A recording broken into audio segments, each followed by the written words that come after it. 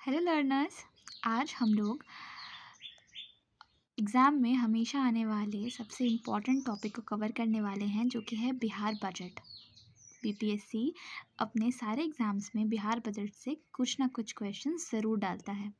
तो आइए बिहार बजट 2026-27 को हम लोग आज पढ़ते हैं। आइए शुरू करते हैं। बिहार बजट 2026-27 के पेशकर्ता कौन थे? तो बजट हमेशा वित्त मंत्री द्वारा पेश किया जाता है और बिहार के वित्त मंत्री विजेंद्र प्रसाद यादव हैं। इन्होंने ही बिहार बजट पेश किया था और ये कब पेश हुआ? 3 फरवरी 2026 को।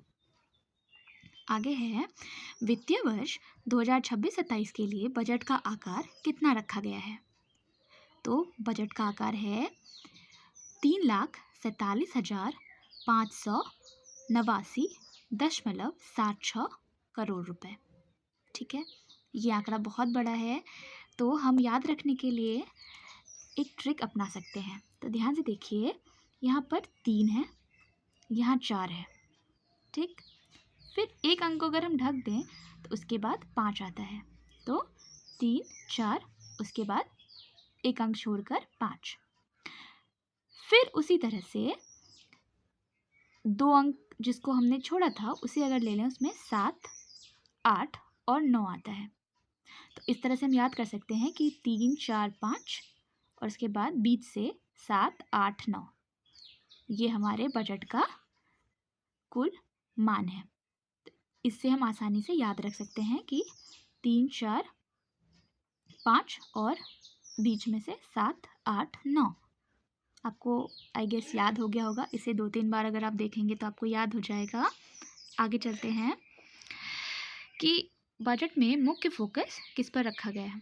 तो बजट में मुख्य फोकस शिक्षा, महिला सशक्तिकरण, रोजगार, कृषि और समावेशी विकास पर रखा गया है। साथ ही साथ लोक कल्याण को भी इसमें मुख्यता दी गई है। ये जो पूरा बजट है वो 7 निश्चय योजना 3.0 के इर्द गिर्द घूमती हुई नजर आती है।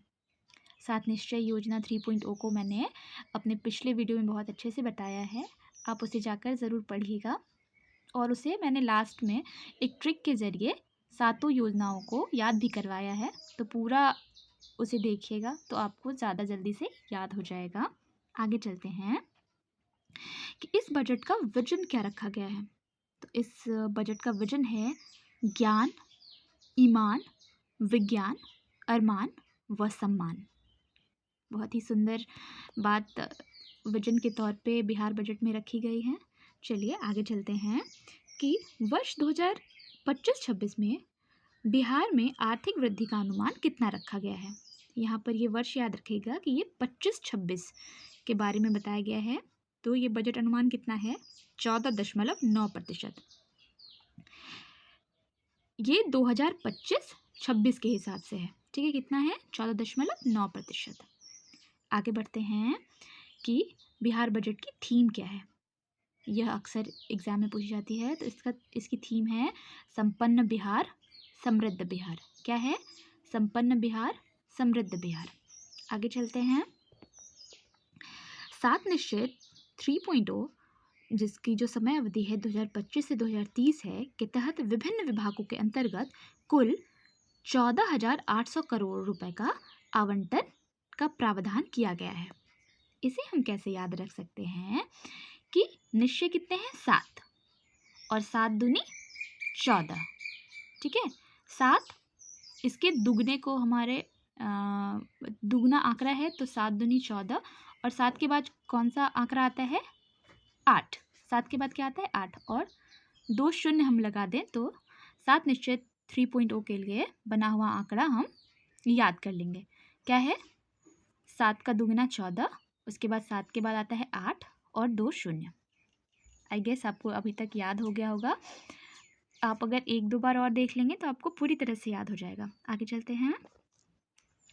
राजकोषीय घाटा से बहुत सारे एग्जाम में क्वेश्चन देखने के लिए मिलते हैं, तो आइए पढ़ते हैं इसे।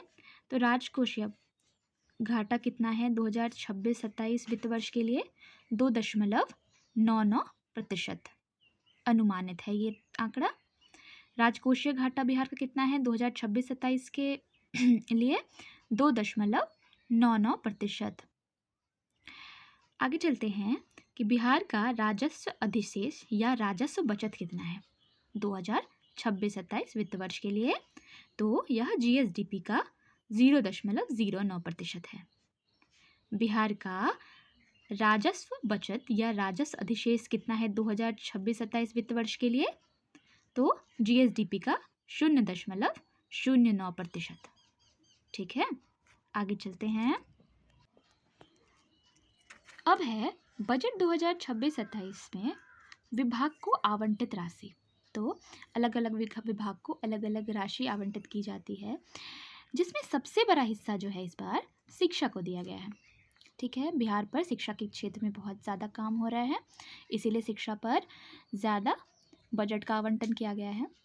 तो शिक्षा क्षेत्र, सामान्य शिक्षा और उच्च शिक्षा को सबसे अधिक आवंटन मिला। आगे है कुल आवंटित राशि कितनी है, तो कुल आवंटित राशि जो है 68,216.95 करोड़ रुपए है, जो कि प्रतिशत में 19.67% होता है। ठीक, उसके बाद ये दो भागों में है, एक सामान्य शिक्षा, दूसरा उच्च शिक्षा। तो सामान्य शिक्षा के लिए आवंटित राशि है 60,204.61 करोड़ रुपए, जो कि प्रतिशत में 17.32% होता है। फिर उच्च शिक्षा में कितना है 8,012.34 करोड़ रुपए, जो कि प्रतिशत में 2.31% होता है।